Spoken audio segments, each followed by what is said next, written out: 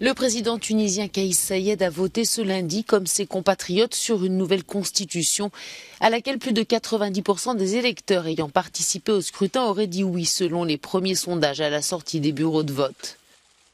Dans un pays où l'abstention est traditionnellement forte, ce référendum a recueilli plus de participation que prévu, avec le vote de près de 28% des 9 millions d'inscrits, annonce des résultats encore provisoires.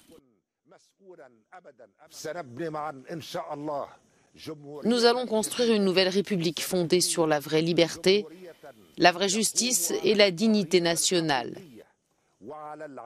Il n'y a pas de dignité pour les nations sans le respect de la dignité de leurs citoyens. Ces mots de Kais Saied, tout juste après qu'il a voté, ont suscité la colère dans les rangs des principaux partis d'opposition, dont le mouvement d'inspiration islamiste Ennahda. Ce dernier dénonçant une déclaration pouvant orienter le vote et représentant une fraude au référendum. Mais nombre de Tunisiens, eux, se disent optimistes et confiants dans l'action du président Saied pour impulser de réels changements.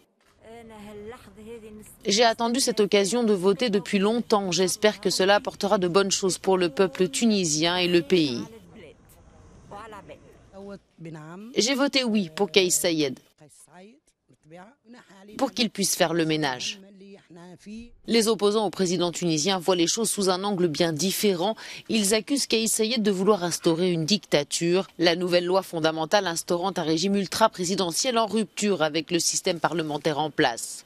Un texte taillé sur mesure, argumente l'opposition, toujours vent debout depuis que Kais Saied s'est emparé de tous les pouvoirs il y a un an et dirige depuis par décret la Tunisie.